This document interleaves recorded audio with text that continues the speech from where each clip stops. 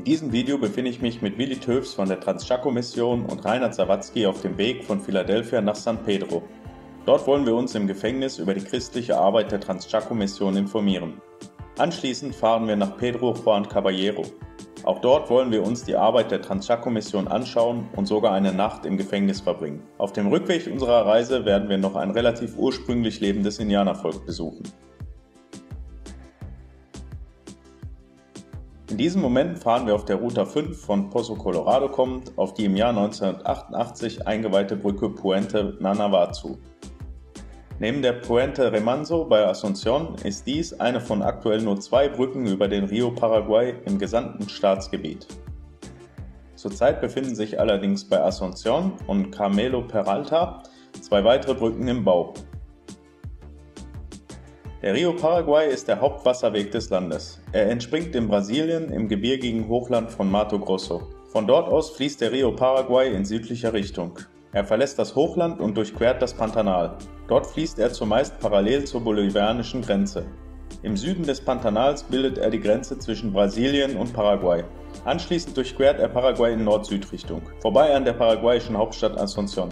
Dort vereinigt er sich mit seinem größten Nebenfluss, dem Rio Pilcomayo. Unmittelbar danach bildet er die Grenze zwischen Paraguay und Argentinien. Etwas nördlich von Corrientes mündet er in den Rio Paraná.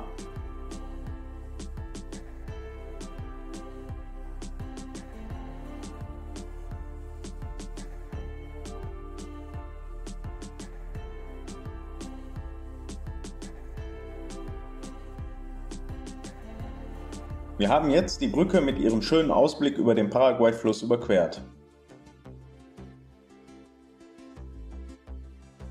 Auf der anderen Seite befindet sich die Stadt Concepción, die im gleichnamigen Departamento liegt.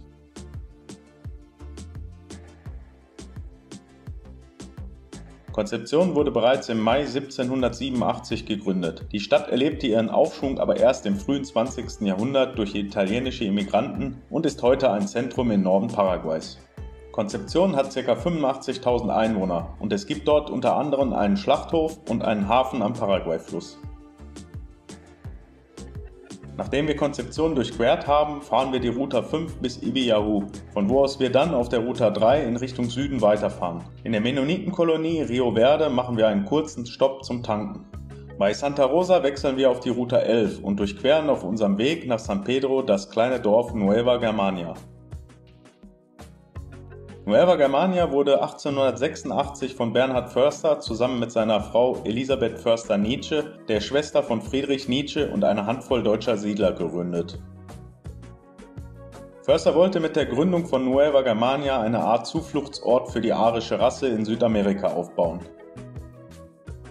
Nach dem Suizid Försters, der die Vermischung der Siedler mit einheimischen Indios nicht verhindern konnte, setzte der Niedergang der Kolonie ein. Die deutschen Siedler waren auf die Bedingungen in Südamerika einfach nicht vorbereitet. Die Kolonie verfiel in Hunger und Armut, besteht aber heute noch.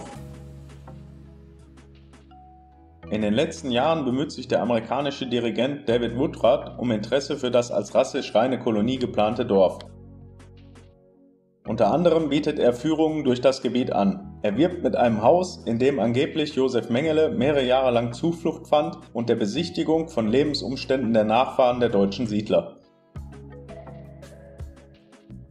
Das Haus, in dem Mengele sich angeblich aufgehalten hatte, wurde allerdings kurz vor dem Eintreffen eines britischen Kamerateams unter nicht geklärten Umständen 1991 niedergebrannt.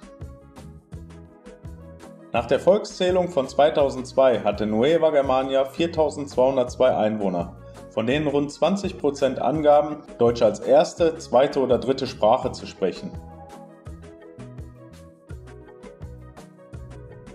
Eine deutschsprachige Dame haben wir sogar auf unserer Suche nach Gebäuden aus der Gründerzeit getroffen und dank ihrer Erklärung auch eines der Häuser gefunden. Nachdem wir in San Pedro eine Nacht im Hotel verbracht haben, haben wir am nächsten Tag das Gefängnis besucht.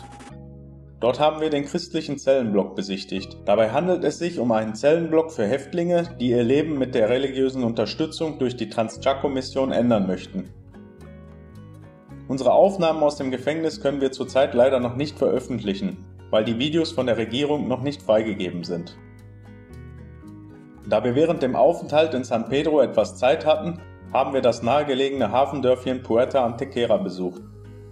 Dort gibt es einen kleinen Aussichtsturm. Von diesem Aussichtsturm hatten wir einen beeindruckenden Ausblick auf den Río Paraguay.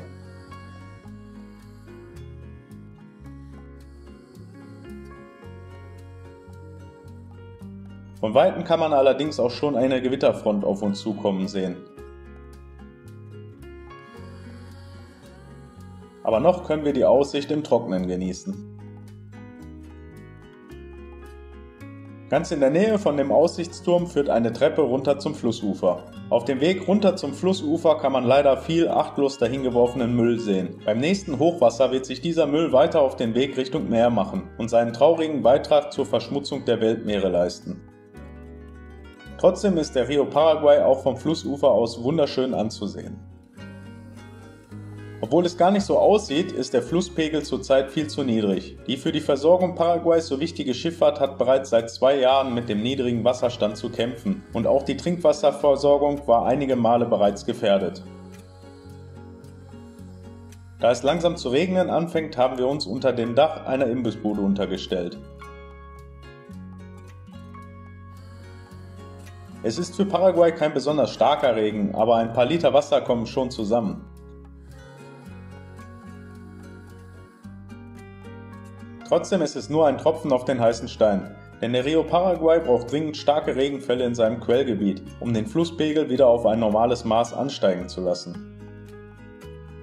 Es geht weiter, oder besser gesagt erst wieder ein gutes Stück zurück, um dann wieder auf der Ruta 5 in Richtung Pedro Juan Caballero zu fahren. Auf dem Weg genießen wir eine wunderschöne Landschaft. Es gibt zahlreiche Hügel und Berge zu sehen. Leider haben wir keine Zeit zum Anhalten, darum gibt es nur diese Ausnahmen aus dem fahrenden Auto. Da es sich bei dieser Gegend um ein von der EPP, einer linken paraguayischen Terrororganisation, und verschiedenen rivalisierenden brasilianischen und paraguayischen Drogenorganisationen beherrschtes Gebiet handelt, ist das Besichtigen der schönen Natur sowieso mit einem erhöhten Risiko, entführt und ermordet zu werden, verbunden. Eigentlich ist unsere ganze Reise, seitdem wir die Brücke bei Concepción überquert haben, relativ gefährlich, denn seitdem befinden wir uns in der wahrscheinlich gefährlichsten Region Paraguays. Wie man sehen kann, ist es allerdings auch eine sehr schöne Region und damit das auch so bleibt, wurde im Jahr 1976 der 12.000 Hektar große Nationalpark Cerro Corá gegründet.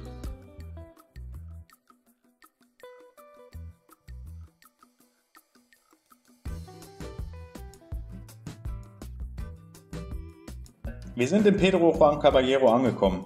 Leider habe ich nur diese zugegeben sehr schlechte Aufnahme von der 1891 gegründeten Stadt. Pedro Juan Caballero liegt im Departamento Ambambay, genau an der Grenze zu Brasilien. Die Stadt mit ihren ca. 120.000 Einwohnern ist vor allem ein Handels- und Einkaufszentrum, in Brasilien bekannt für billigen Alkohol und Konsumgüter, sowie als Zentrum für den Drogenhandel und Schmuggel mit gefälschten Textilien und Elektroartikeln. In dem Gefängnis von Pedro Juan Caballero haben wir eine Nacht geschlafen. Am späten Abend haben wir einen Rundgang auf der Wachmauer gemacht. Und am anderen Morgen haben wir das Gefängnis und die christliche Arbeit der Transchaco-Mission in deren christlichen Zellenblock besichtigt. Anschließend durften wir an einem Wachwechsel teilhaben. Es folgte eine Zählung der Gefangenen mit gleichzeitiger Durchsuchung der Zellen nach Drogen und Waffen. Es wurde uns die Krankenstation, die Küche, die Schreinerei, der Garten und die Produktion von den in Paraguay allgegenwärtigen Thermoskannen gezeigt. Auch hier hoffen wir noch auf die Freigabe der Regierung, um unsere dort gemachten Filmaufnahmen veröffentlichen zu können. Unsere letzte Station auf unserer 4-tägigen Reise war eine Indianersiedlung. Es handelt sich dabei um eine Siedlung von Guarani-Indianern, die noch relativ traditionell leben. Von der Ruta müssen wir dafür noch ca. 50 Kilometer über Erdwege zurücklegen. Auch die Indianersiedlung liegt nahe an der brasilianischen Grenze. Es handelt sich um ein Gebiet, in dem sich hauptsächlich die kriminellen Gruppierungen Primeiro Comando da Capital, die PCC, und das Comando Vermelho, die CV, gegenüberstehen. Bei diesen Organisationen handelt es sich um 2 der größten, auf den Handel mit Kokain und Marihuana ausgerichteten brasilianischen Mafia-Gruppierungen, von denen wir einige Mitglieder im Gefängnis von Pedro Juan Caballero begegnet sind. In den Bergen verschanzt sich die EPP und Marihuana wird hier ebenfalls in großem Stil angebaut. Die jährliche Mordrate in dieser Region liegt bei rund 80 Morden je 100.000 Einwohner. Hinzu kommen zahlreiche Entführungen. Willi Toefs ist Mitglied in einem Freundeskreis, der dieses Indianervolk unter anderem mit Spenden von Saatgut, dem Bau von Infrastruktur wie Gebäuden, Brücken und Hilfe beim Ackerbau und vieles mehr unterstützt. Zu dem Besuch bei den Indianern gibt es demnächst aber noch ein ausführlicheres Video. Wir machen uns nun auf den Rückweg. Weil diese Region so gefährlich ist, wollen wir in der Nacht nicht durch diese Gegend fahren. Deshalb kehren wir in Ibi-Yahoo in der Hospedaje Millennium ein. Willi hat auf seinen Reisen durch dieses Gebiet schon öfters hier übernachtet. Was fast in ganz Paraguay recht wichtig ist, es gibt einen abgeschlossenen Hof zum Parken. Essen gibt es allerdings keines, aber der Besitzer übernimmt auf Wunsch gerne die Bestellung von Essen aus den umliegenden Restaurants. Und das Wichtigste, es gibt gute, saubere Zimmer mit Klimaanlage und einem eigenen Bad.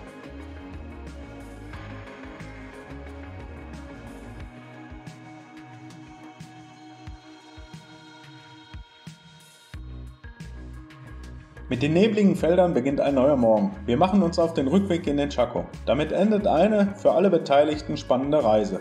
Ich hoffe, auch dir hat das Video gefallen. Um in Zukunft keine Videos zu verpassen, abonnierst du am besten unseren Kanal und über einen Daumen nach oben würden wir uns natürlich sehr freuen. Bis zum nächsten Mal. Tschüss!